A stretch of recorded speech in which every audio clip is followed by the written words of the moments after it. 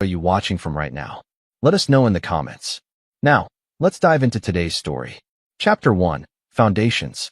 Devin Holt had built his life on two unwavering pillars: loyalty and persistence.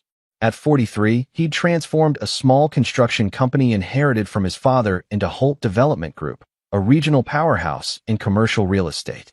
His weathered hands, still calloused despite years behind a desk, were a testament to his belief in hands-on leadership. "Mr. Holt, the Westlake investors are waiting in the conference room," his assistant Naomi said, interrupting his thoughts. Devin nodded, straightening his tie. Unlike most executives, he still visited every construction site, knew his workers by name, and could operate any piece of equipment on his properties. It was a point of pride that separated him from his competitors. "Tell them I'll be there in 5, he replied, quickly reviewing the proposal numbers one last time.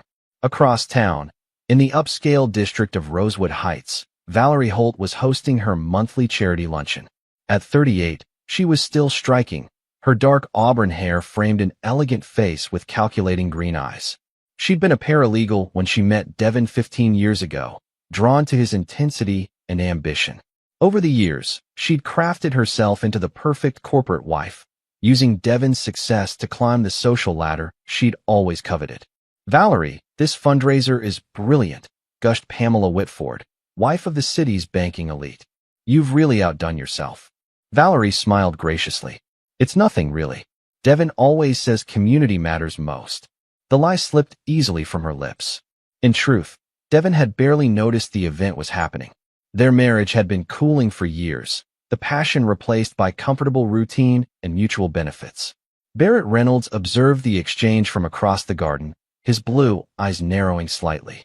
At 45, the investment banker had a reputation for being ruthless in business and relentless in pursuit. He approached with 2 champagne flutes. "I believe congratulations are in order," he said smoothly, handing Valerie a glass. "I hear Holt Development just secured the Westlake contract." "Did they?" Valerie's surprise was genuine. Devin rarely shared business news anymore. Barrett's smile didn't reach his eyes.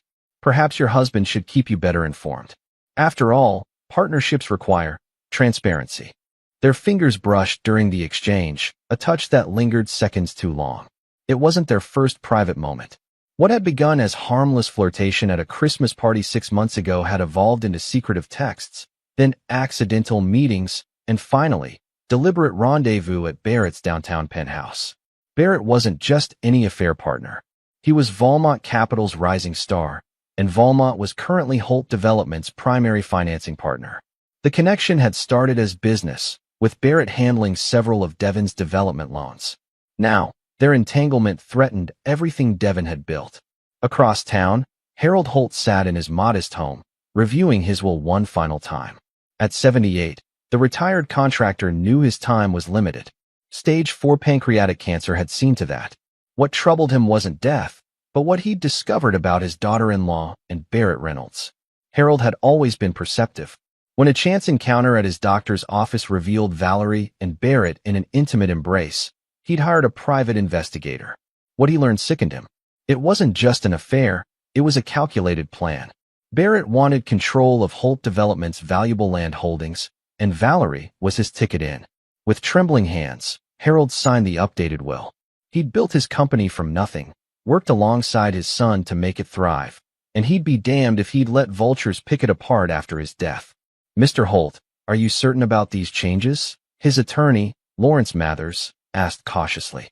"More certain than I've ever been," Harold replied firmly. "My son trusts too easily. Always has. Someone needs to protect him, even after I'm gone." What Harold couldn't know was that Valerie had already been accessing Devin's business files for months, feeding information to Barrett, information that would soon give them the leverage they needed. That evening, Devin returned home later than usual, the weight of the day heavy on his shoulders. The house was quiet, the staff gone for the night. He found Valerie in the sunroom, laptop open, a glass of wine beside her. "The Westlake deal went through," he said, loosening his tie. "Breaking ground next month." Valerie smiled, closing her laptop with casual haste. "That's wonderful, darling. We should celebrate." Devin nodded absently, not noticing the document she'd minimized or the text from Barrett that flashed briefly on her phone. They don't suspect a thing. The old man's will is our last obstacle. Chapter 2. Fault Lines. Harold Holt died on a Wednesday morning, the autumn sun filtering through hospital blinds as Devin held his father's hand. No amount of money or influence could halt the cancer that had ravaged the older man's body. Valerie arrived 30 minutes after Harold had passed, her apologies about a charity meeting running long, sounding hollow in the sterile room. "He asked for you," Devin said quietly. "Wanted to say goodbye." Guilt flickered across Valerie's face, quickly replaced by practiced sympathy. "I'm so sorry, darling. Traffic was terrible." She placed a hand on Devin's shoulder, but he moved away, the first visible crack in their facade of marital unity. The funeral 3 days later drew hundreds, workers from Holt Development, business associates, community members touched by Harold's generosity.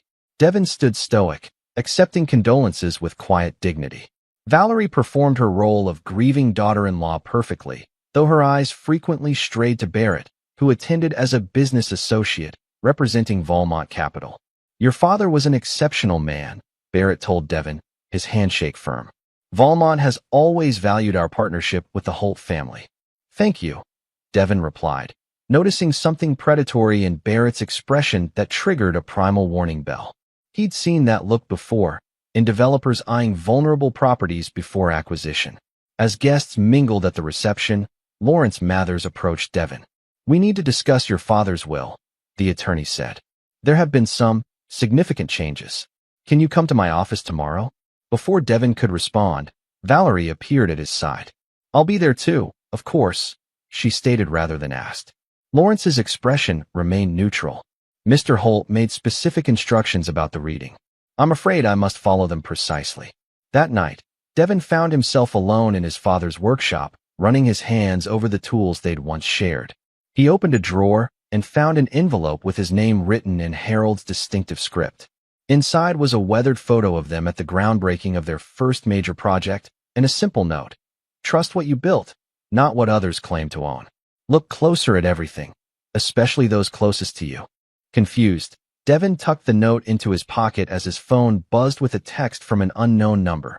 "Your wife met with Barrett Reynolds at the Westview Hotel yesterday. Room 718. They've been meeting there twice weekly for months. Check her credit card statements if you don't believe me." Devin's first instinct was to delete the message as cruel mischief. But something, perhaps his father's cryptic warning, made him hesitate. Instead, he logged into their joint account and began searching through statements. What he found turned his blood cold: recurring charges at hotels, expensive gifts never seen, and most damning, a second phone line he knew nothing about.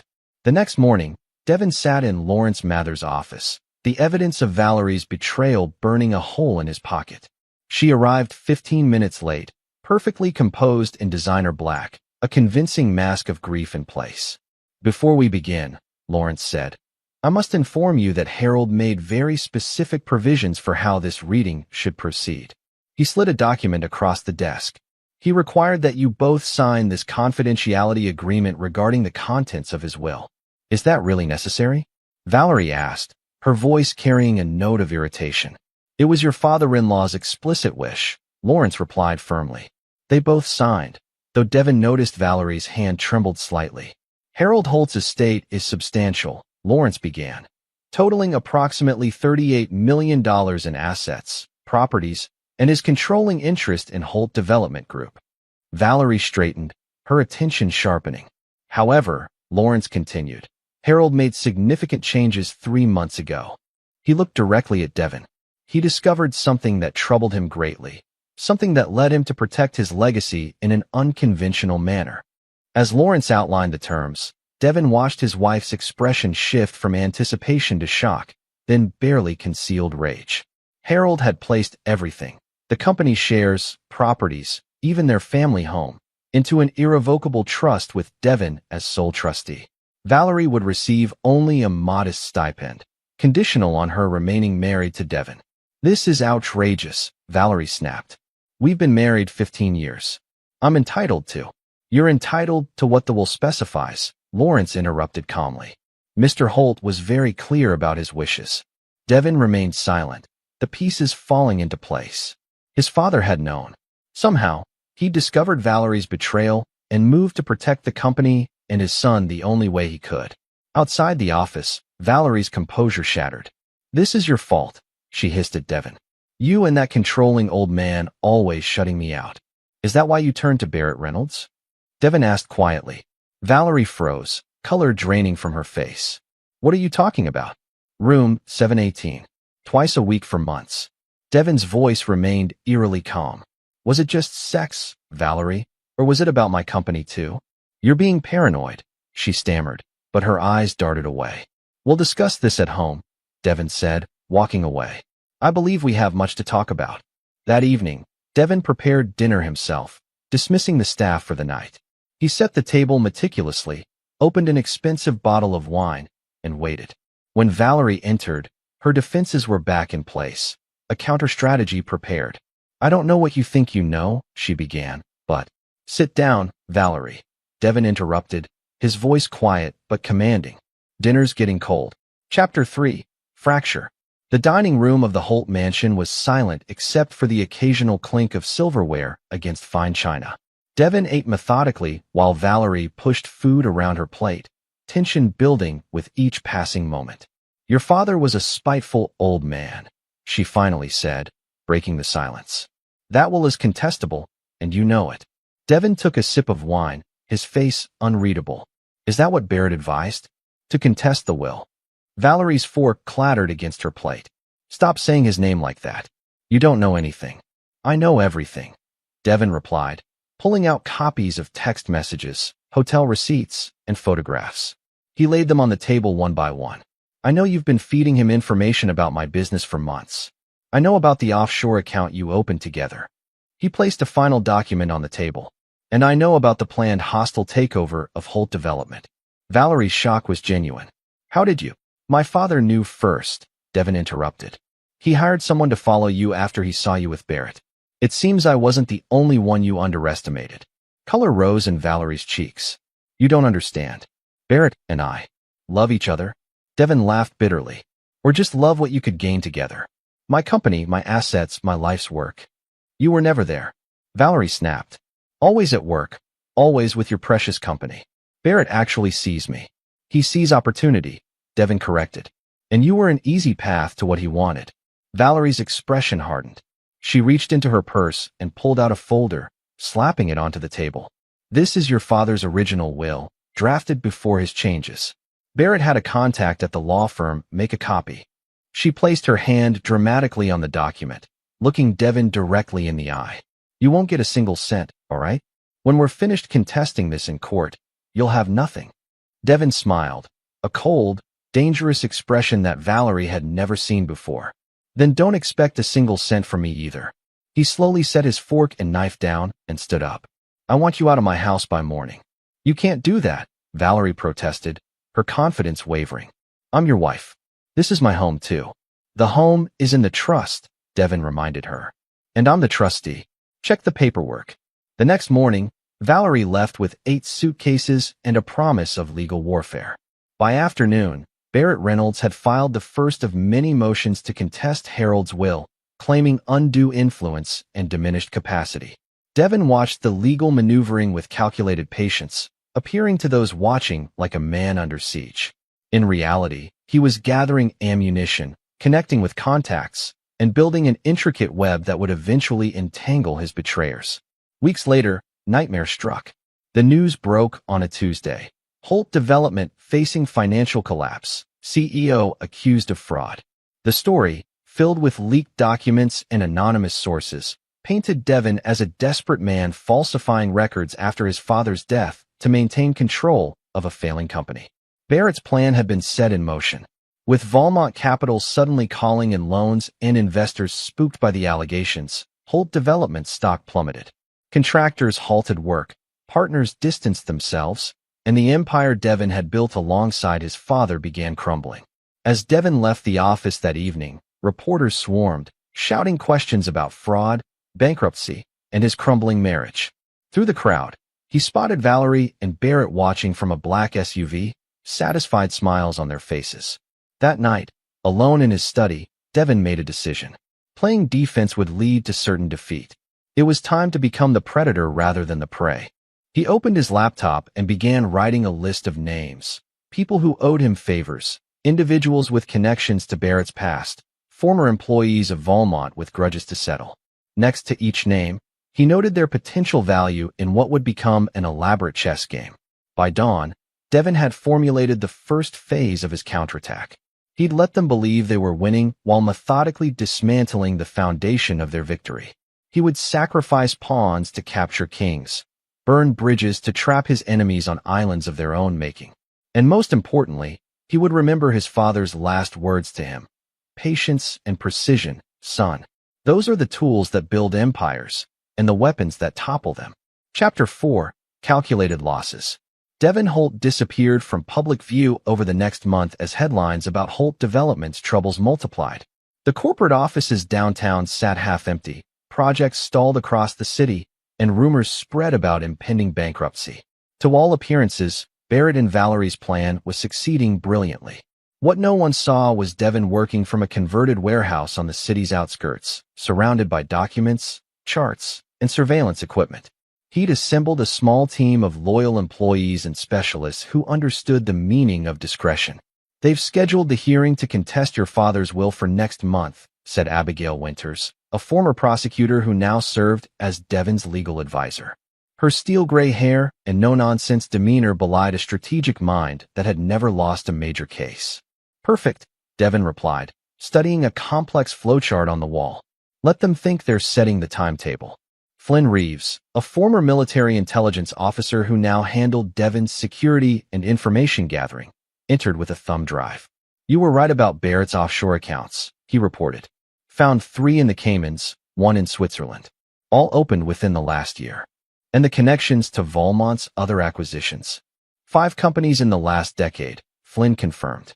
All followed the same pattern. Financial pressure, hostile takeover, asset stripping, then resale at premium prices. Barrett Reynolds was lead strategist on each one. Devon nodded, adding notes to his chart. And my wife's involvement began approximately 8 months ago, Flynn said, his tone professional despite the personal nature of the information. First as an information source, then as an active participant in planning. She's been promised a substantial position in the restructured company plus 20% of the profits from selling off Holt Development's land holdings. The betrayal still stung, but Devon had moved beyond emotion to cold calculation. What about the judge assigned to the will contest? Abigail grimaced. Judge Prentice. He's fair, but conservative in these matters. And his connection to Barrett? Nothing direct, Flynn interjected. But his son works for a law firm that handles some of Valmont's smaller acquisitions. Devon smiled slightly. Indirect pressure points. Good. Now, about those building inspectors Barrett bribed. While Devon was building his counteroffensive, Barrett and Valerie were celebrating their apparent victory at Barrett's penthouse. The space was a monument to modern luxury. Floor-to-ceiling windows overlooking the city, minimalist furniture chosen more for status than comfort, and artwork selected by consultants rather than personal taste. To Harold Holt, Barrett toasted, raising a glass of 30-year-old scotch. Who thought he was so clever? Valerie clinked her glass against his. And to his stubborn son, who should have taken our settlement offer when he had the chance. Barrett pulled her close. Another week of financial pressure, and he'll be begging us to buy him out. His hand slid along the curve of her hip. Have you started looking at houses in Aspen? Once this is done, we'll need somewhere suitable for winter getaways. Valerie smiled, though a flicker of uncertainty crossed her features. Don't you think it's strange that Devon hasn't fought back harder? It's not like him to retreat. Barrett dismissed her concern with a wave. He's broken. Lost his father, his wife, and now his company. Men like Devon don't recover from blows like that. What Barrett failed to understand was that men like Devon Holt didn't throw punches in blind rage. They planned surgical strikes when least expected. The first strike came quietly. Landon Pierce, Valmont Capital's chief financial officer and Barrett's right-hand man, received an anonymous envelope containing evidence that Barrett had been skimming from company acquisitions for years, hiding profits that should have been reported to Valmont's board. The second strike targeted Judge Prentice through a seemingly unrelated ethics investigation into the law firm employing his son, suggesting impropriety in several recent cases, including those with connections to Valmont Capital. The third strike was aimed at Valerie. Her social circle suddenly received anonymous text messages with photos of her and Barrett together, dated months before Harold's death, along with snippets of text messages discussing their plans for Holt development. By the time Barrett recognized the coordinated attack, damage control consumed his days. Valmont's board called an emergency meeting. Judge Prentice recused himself from the will contest, and Valerie found herself ostracized by the same social elite she'd cultivated for years. "It's him," Barrett snarled, pacing his office. "Devon's behind this." "But how?" Valerie asked. "We've had him under surveillance. He's barely left that warehouse in weeks." Barrett grabbed his phone. "I don't know, but it ends now. I'm calling in every favor I've got. By this time tomorrow, Holt Development will be facing surprise audits, permit revocations, and credit freezes. Let's see how your ex-husband handles complete financial strangulation." What Barrett didn't realize was that Devon had anticipated exactly this response and had positioned his most valuable assets beyond Barrett's reach weeks earlier. Chapter 5. Countermoves. The headline in the financial section read, "Holt Development divests residential division. Suburban Holdings sold to overseas investment group."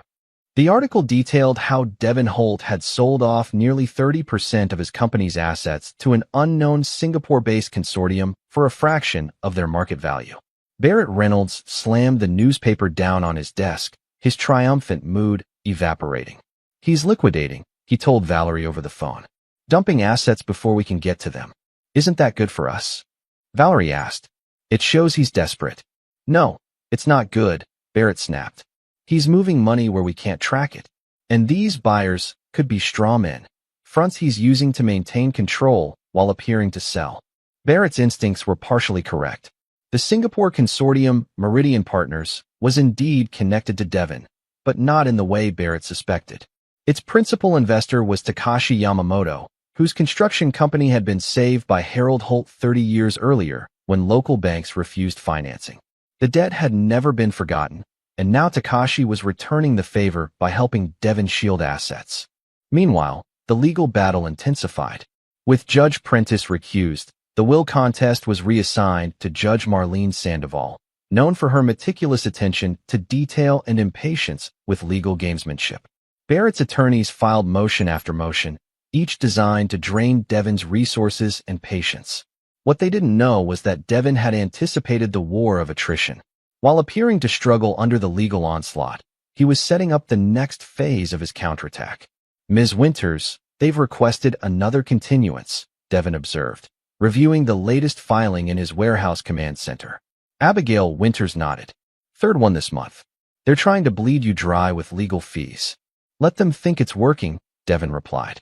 "What's the status on Operation Disclosure?" Flynn Reeves tapped a few keys on his laptop. "Ready to execute.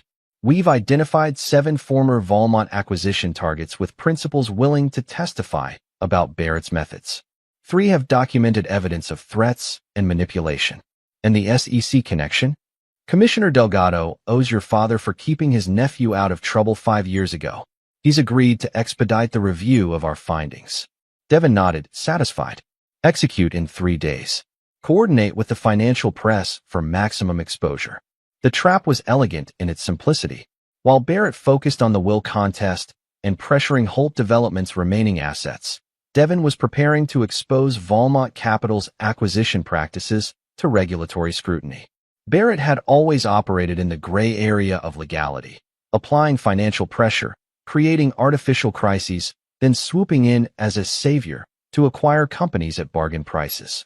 But there was one target Barrett had never fully conquered: Weston Manufacturing, a family-owned business that had fought back against Valmont's tactics 3 years earlier.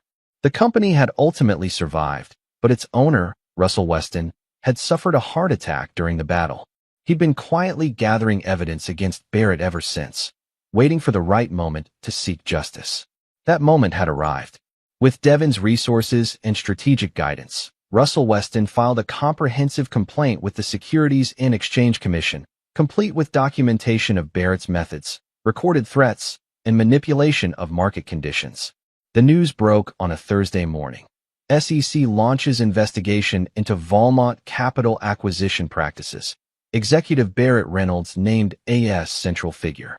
By afternoon, Valmont stock had dropped 15%, and Barrett was summoned to an emergency board meeting. Valerie watched the coverage from her hotel suite, panic rising.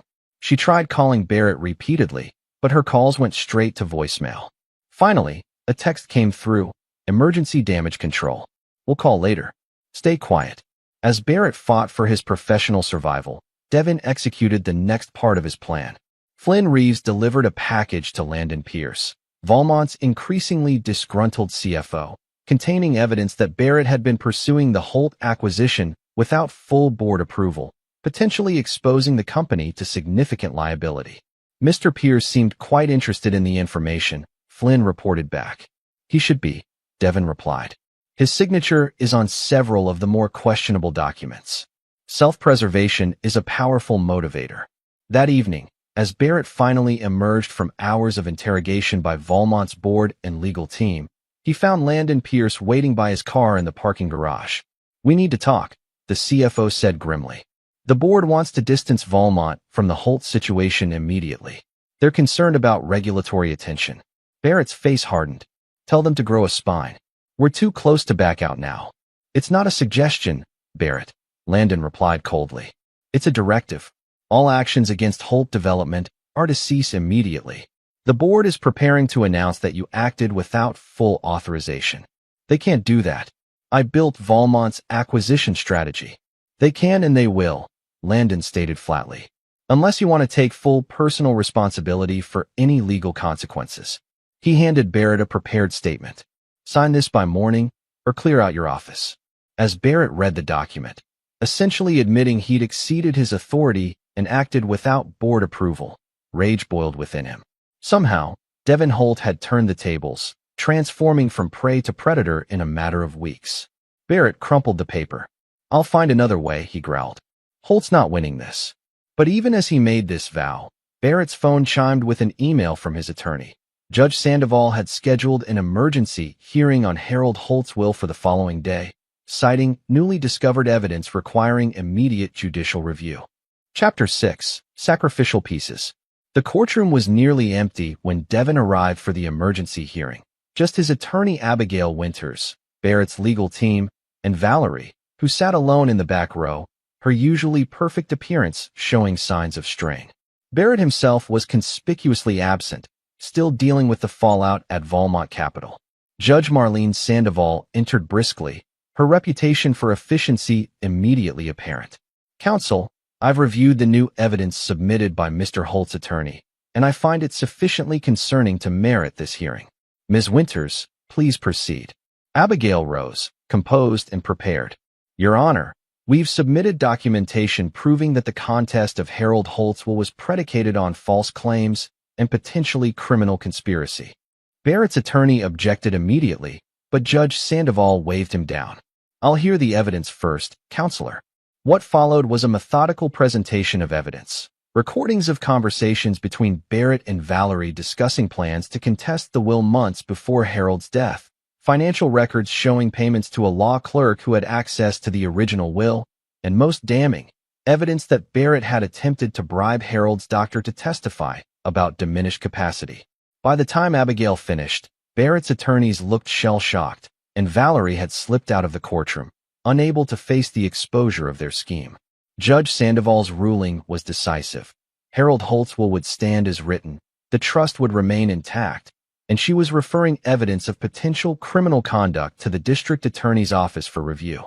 Outside the courthouse, reporters swarmed Devin, hungry for comments on his victory.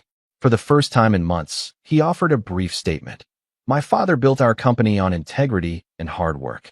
Today's ruling honors those values. Now, if you'll excuse me, I have a business to rebuild." As Devin's car pulled away, his phone rang with a number he didn't recognize. He answered cautiously. "Mr. Holt, this is Landon Pierce from Valmont Capital." The CFO's voice was tense. "The board has voted to terminate Barrett Reynolds effective immediately. They've also authorized me to discuss potential reparations for any damages caused by his unauthorized actions against your company." Devin allowed himself a small smile. "I'm listening, Mr. Pierce." Across town, Barrett Reynolds returned to his penthouse to find Valerie packing her designer luggage. "Where do you think you're going?" he demanded. "Away from this disaster," she replied coldly. "It's over, Barrett. Devin won. Barrett grabbed her arm. Nothing's over. So we lost the will contest. We can still pressure him financially. Valmont may have gotten cold feet, but I have other investors lined up. Valerie pulled away. You don't understand. I just got a call from my attorney. The district attorney is opening an investigation into our actions.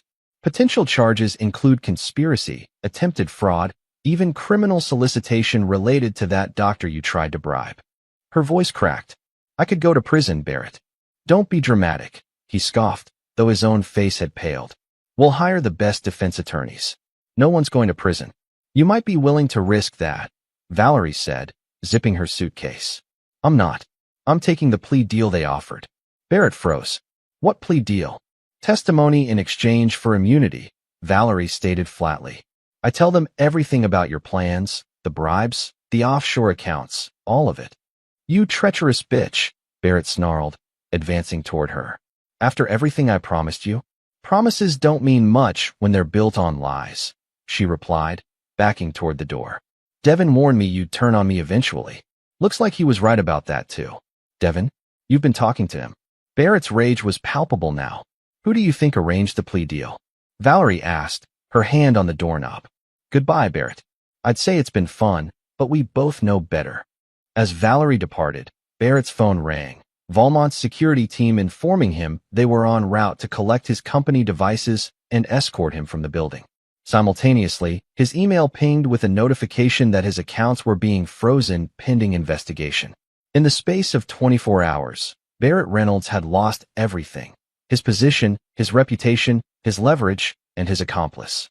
And Devin Holt, the man he'd dismissed as broken, had orchestrated it all. That evening, alone in his warehouse command center, Devin reviewed the day's developments with his team. The will contest was dismissed, Valmont Capital was retreating, Valerie had turned on Barrett, and regulatory investigations were gaining momentum. Congratulations, sir, Flynn said.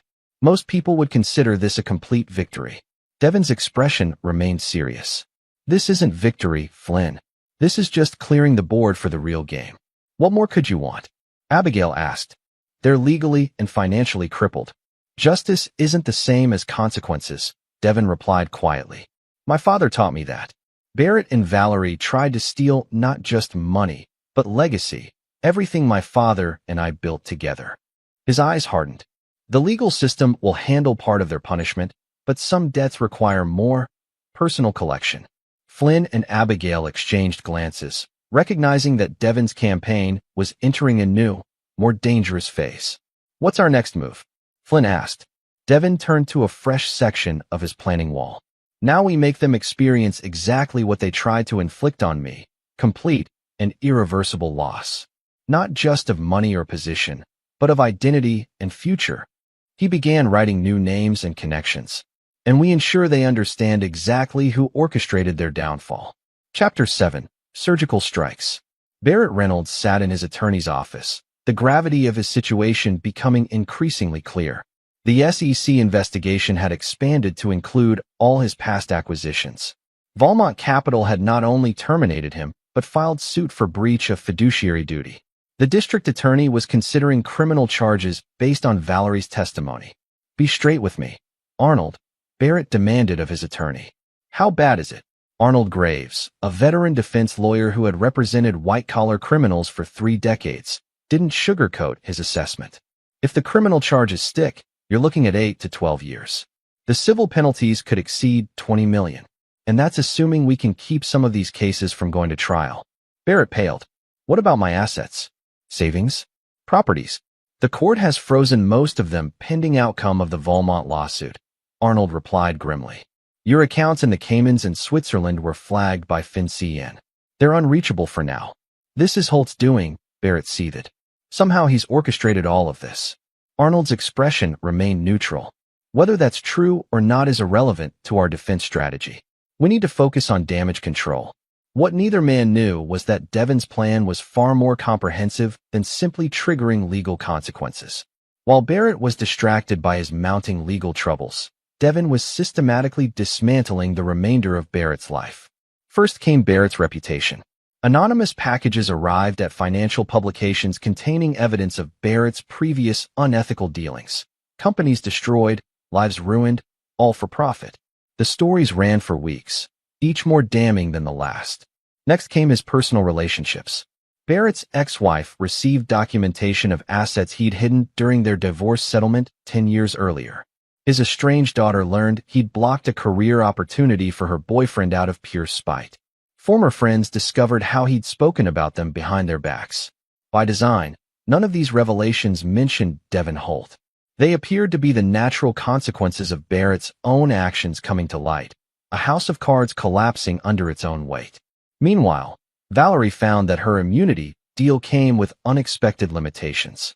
While she avoided criminal charges, the agreement didn't protect her from civil litigation.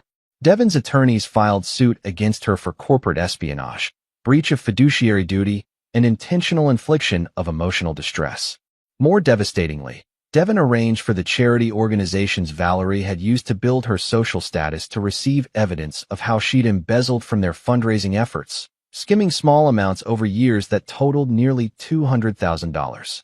Like Barrett, Valerie soon found herself isolated, her reputation in tatters, her social circle evaporated, and her financial future grim. The prenuptial agreement she'd signed when marrying Devin protected him from having to provide significant support, and her own assets were being consumed by mounting legal fees. 3 months into this systematic destruction, Devin finally made direct contact. Barrett received a hand-delivered invitation to meet at an upscale restaurant downtown. The card simply read, "Time to discuss terms. DH." Barrett considered ignoring it, but curiosity and desperation won out. He arrived to find Devin already seated in a private dining room, looking relaxed and prosperous, a stark contrast to Barrett's increasingly haggard appearance. "You've been busy," Barrett remarked bitterly, taking a seat. "I learned from an expert," Devin replied, pouring wine. "Your techniques for dismantling companies were quite educational. I just applied them to an individual rather than a corporation." Barrett's eyes narrowed. "What do you want, Holt?" "To gloat." "I want you to understand something," Devin said, his voice calm but cold. "Everything happening to you now, the investigations, the lawsuits, the financial ruin, it's all exactly what you planned for me. The precise pressure points you identified in my company, the exact legal strategies you developed, even the timing of the attacks. I'm using your own playbook against you." Barrett blanched. "How did you?" "Your detailed plans were in Valerie's email," Devin explained. "She wasn't as careful as you about security. But that's not why I asked you here." He slid a folder across the table. "These are terms for a settlement of my civil claims against you." Barrett opened the folder cautiously, then looked up in disbelief. "This would leave me with nothing. Literally nothing." "Not quite nothing," Devin corrected. "You'd have your freedom. The criminal charges could be mitigated with the right cooperation. But yes, financially, professionally, reputationally, you'd be starting from zero." "Why would I agree to this?" Barrett demanded. Devin's smile was chilling. "Because if you don't, I'll ensure the criminal case proceeds with every piece of evidence intact. And I'll continue dismantling what remains of your life piece by piece, day by day, until there's nothing left but regrets." Barrett stared at the document, the full weight of his defeat settling on his shoulders. "You've become quite the ruthless bastard, Holt." "I had excellent teachers," Devin replied, standing to leave. "You have 24 hours to decide." "Oh, and Barrett." He paused at the door. "My father said to tell you hello from beyond the grave. He always could spot a predator." Chapter 8, Collateral Damage. The fallout from Barrett and Valerie's downfall extended beyond the principal players. Associates who had helped them in their scheme against Devin found themselves facing consequences of their own. Martin Dawson, the building inspector who had falsely reported code violations at Holt Development Projects, was under investigation by the City Ethics Committee. Charlotte Weber, the banker who had helped pressure Holt Development's creditors, was terminated for irregularities in client management. Even Judge Prentice's son faced an ethics review by his law firm's partners. Devin watched these dominoes fall with methodical satisfaction. Justice, in his view, required comprehensive consequences, not just for the architects of betrayal, but for all who enabled it. However, not everything proceeded according to plan. Barrett Reynolds, facing the obliteration of his life and career, made an unexpected move. Rather than accepting Devin's settlement terms, he called a press conference. "Mr. Reynolds is about to make a statement regarding the allegations against him," a reporter announced on live television. Barrett appeared before the microphones, looking uncharacteristically humble. "I've spent my career in the world of high-stakes finance," he began. "It's a world where aggression is rewarded and compassion is often seen as weakness. I've done things I'm not proud of in pursuit of success." Devin watched the broadcast from his office, skepticism evident in his expression. "Recent events have forced me to confront the consequences of my actions," Barrett continued. "I've hurt people. I've damaged companies. I've betrayed principles that should have guided my conduct." He paused, appearing emotional. "Today, I'm announcing my full cooperation with all investigations into my business practices. I'm surrendering all assets gained through improper means. And I'm asking forgiveness from those I've wronged, particularly Devin Holt, whose family company I targeted unfairly." The performance was masterful, carefully crafted to generate public sympathy while appearing to take responsibility. Social media quickly filled with comments praising Barrett's courage and accountability. "He's playing for public opinion," Abigail Winters observed, watching alongside Devin. "It won't work," Devin replied confidently. "The evidence is too overwhelming." But Barrett had one more card to play. The next day, hospitalized with what was reported as a stress-induced cardiac event, Barrett gave an exclusive interview from his hospital bed, appearing frail and remorseful. "I was driven by the culture of win at all costs that pervades our financial system," he explained weakly. "But seeing how my actions have affected others has been a wake-up call I can't ignore."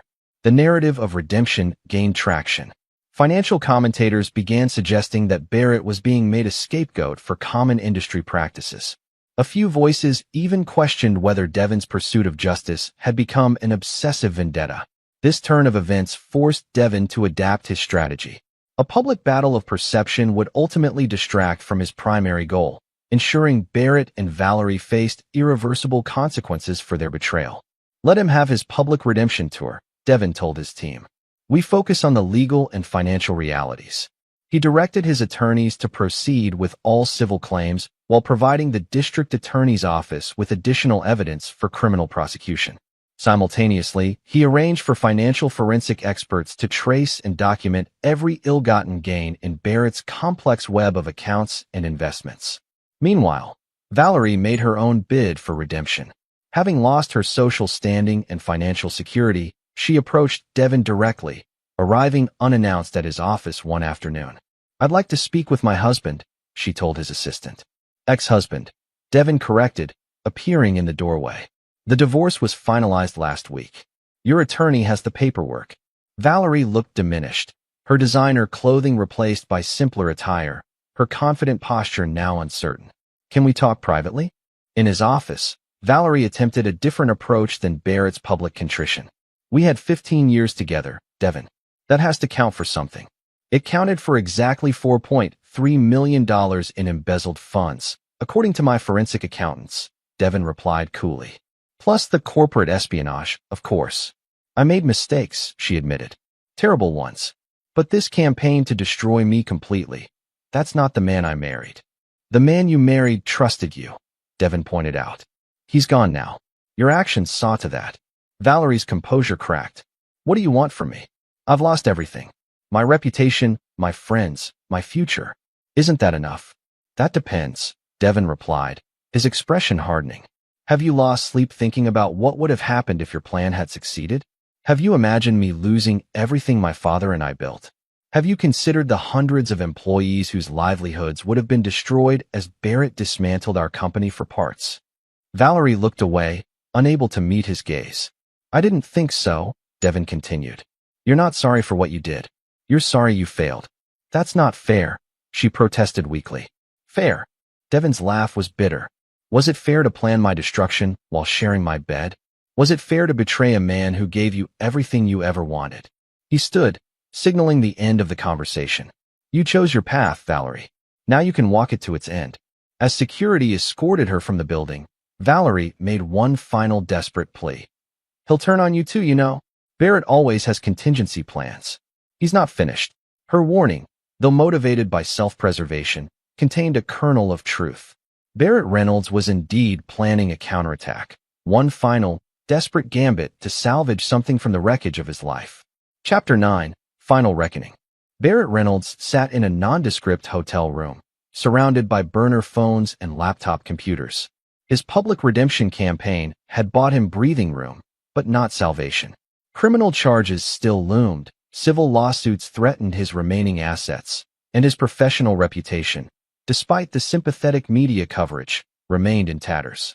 For 3 days, he had been executing what he called Operation Phoenix, a multi-pronged attack designed to destroy Devin Holt once and for all.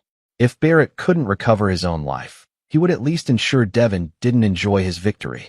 The plan had 3 components. First, a sophisticated cyber attack on Holt development systems, designed to corrupt project data and financial records. Second, anonymous tips to regulatory agencies suggesting tax evasion and permit violations. Third, and most vicious, a personal attack targeting Devin's reputation through manufactured evidence of harassment and discrimination. "It's done," Barrett muttered, sending the final email in his campaign. "Let's see how you handle this, Holt." Across town, Devin received an alert on his phone, one of many security measures he'd implemented since the conflict began. Flynn Reeves had detected unusual activity targeting Holt development systems. "It's sophisticated," Flynn reported. "But we were ready. The honeypot servers are absorbing the attack while tracing its origin." Devin nodded, unsurprised. "And the regulatory inquiries?" "Already addressed," Abigail Winters confirmed. "We had documentation ready for every potential allegation. The agencies are satisfied we're in compliance." "What about the personal accusations?" "Deflected before they gained traction," Flynn assured him. "The supposed victims immediately issued statements that the claims were fabricated. Your reputation remains intact." Devin checked his watch. "Then it's time for the final move. Is everything in place?" Flynn nodded grimly. "Just as you instructed. Though I still question whether." "It's necessary," Devin interrupted. "Some lessons require absolute clarity." That evening, as Barrett Reynolds prepared to check out of his hotel, a knock came at his door. Expecting room service with his dinner, he opened it without caution and found himself facing 2 federal agents. "Barrett Reynolds? We have a warrant for your arrest on charges of computer fraud, wire fraud, and interstate transmission of threats." Barrett paled. "This is a mistake. I haven't." "We have evidence of cyber attacks originated from this room," one agent interrupted, "as well as documented attempts to file false reports with federal agencies." He held up a tablet showing surveillance footage of Barrett working on his laptops. "The hotel security system has been very helpful." As Barrett was led away in handcuffs, he spotted Devin Holt watching from down the hallway, not gloating, but observing with cold satisfaction. Hours later, in the interview room at the federal building, Barrett sat across from his attorney, the gravity of his situation overwhelming. "They have everything, Barrett," Arnold Graves explained. "The cyber attacks, the false reports, even recordings of phone calls you made to plant the harassment allegations. Someone has been monitoring your every move." "Holt," Barrett growled. "It has to be. Whoever it was," Arnold continued. "They've ensured this case is airtight. With these new federal charges on top of the existing investigations, we're talking decades, not years." Barrett's shoulders slumped in defeat. "What options do I have?" "One," Arnold replied grimly. "Full cooperation, complete disclosure of all financial holdings, and a guilty plea. It might reduce your sentence to 10 years with the possibility of parole." The next morning, as Barrett was being processed for transfer to a federal detention center, a guard delivered an envelope. Inside was a single sheet of paper with a typed message. "Every action you took against me was predicted and countered. Every contingency you planned was anticipated and neutralized. The evidence that will confine you to prison for the next decade was gathered methodically and legally. This is not revenge, Barrett. This is consequence." Devin Holt. Across town, Valerie Morrison, no longer entitled to the Holt name, received her own message, delivered by courier to the modest apartment she now occupied. "Your testimony against Barrett ensured you avoided criminal charges, but the civil judgments against you will ensure you never again enjoy the lifestyle my family's wealth provided. Your betrayal cost you everything you valued. Remember that whenever you think of what might have been." Devin. 6 months later, Devin Holt stood at the window of his restored office at Holt Development Group headquarters. The company had not only recovered from the attempt to destroy it, but had emerged stronger. The publicity surrounding Barrett and Valerie's scheme had generated unexpected sympathy and support, bringing new partners and opportunities. Flynn Reeves entered with a final status report. Barrett Reynolds received a 12-year sentence with the possibility of parole after 8. All his assets have been seized or frozen pending civil judgments. Valerie's appeal of the financial judgment against her was denied. She's working as a receptionist at a dental office in Nebraska. Devin nodded, satisfaction in his expression, but no joy. Victory felt hollow when built on betrayal's foundation. What about the others? He asked. Everyone who assisted them has faced appropriate consequences, Flynn confirmed. Legal, financial, professional, as you directed. And my father's foundation? Fully funded and operational. The scholarship program for children of construction workers begins next semester. Devin smiled slightly, the first genuine smile in more than a year. He would have liked that. Flynn hesitated before asking, "Was it worth it, sir? The time, the resources, the energy devoted to bringing them down?" Devin considered the question carefully. My father had a saying, "Some debts must be paid in full, not just to balance accounts, but to ensure the lesson is learned." Barrett and Valerie didn't just try to take our money or our company. They tried to erase my father's legacy and everything we built together. His expression hardened momentarily. So yes, it was worth it. Not for vengeance, but for justice. And for the message it sends to anyone else who might consider similar actions in the future. As Flynn departed, Devin returned his gaze to the city skyline, where 3 new Holt development projects were now under construction. On his desk sat a framed photo of him and his father at the groundbreaking of their first major project, alongside a handwritten note from Harold that Devin had discovered among his father's papers. "Son, buildings rise and fall, fortunes come and go, but integrity and determination endure. Never forget who you are or what we built together. And never let anyone take it from you without a fight worthy of the Holt name." Devin had honored that directive in full. The inheritance game was over, and he had prevailed, not just by defending what was rightfully his, but by ensuring those who had tried to take it would never forget the cost of their betrayal. This is where our story comes to an end. Share your thoughts in the comments section. Thanks for your time. If you enjoy this story, please subscribe to this channel. Click on the video you see on the screen, and I will see you there.